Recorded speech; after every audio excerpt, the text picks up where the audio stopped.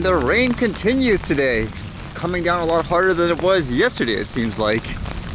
And with that in mind, what's going on today? I guess this is kind of interesting, as apparently it says here there's a drone that was developed using laser power and it can fly forever. This one says Chinese scientists developed laser-powered drone that can stay in the air forever.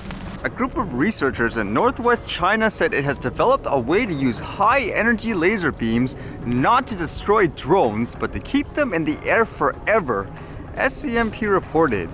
Many countries, including China, are developing powerful laser systems to combat drones, but Professor Li Zhulong and his colleagues at Northwestern Polytechnic University have taken a different approach to the relationship between drones and lasers.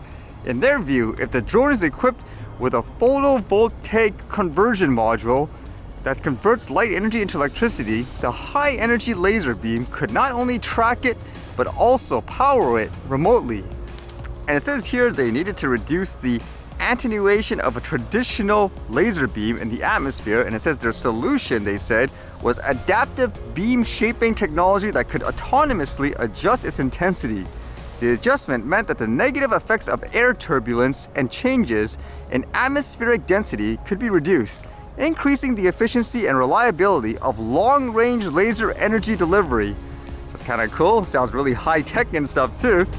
I can imagine stuff like this being another form, per se, to actually charge up a drone. So you have the batteries and all that, and then have this as well. And if you could actually track it too, I guess that's kind of better. Imagine you need to find it power, just aim, or have it automatically aim and recharge it.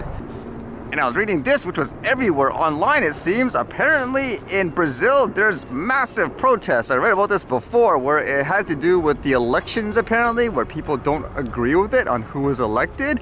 And wow, look at how many people there are. All these videos of people, I guess, apparently, like it says here, Bolsonaro supporters have stormed the National Congress in Brazil. There are reports that protesters have also broken into the presidential residence, Planalto Palace, and the Supreme Federal Court. That's a lot of angry people. Just look at how many people there are. And according to some of these reports too, it says local media estimated about 3,000 people were involved. Many of the protesters dispute the result of the October 30th election, in which leftist Luiz Inácio Lula da Silva beat Bolsonaro. I'm just wondering here, because it says 3,000 people were involved. Do they mean people who just broke into the buildings, or do they mean in general? Because looking at all these videos, that looks way more than just say 3,000 people.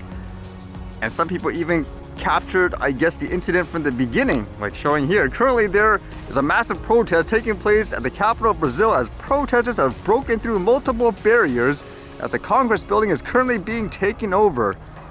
Wow, whatever's going on there, people aren't happy in general.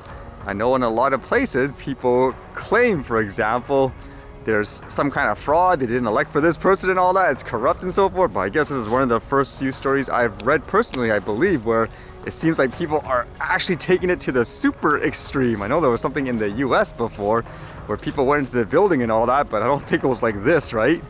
Always something crazy happening in the world, I guess you could say.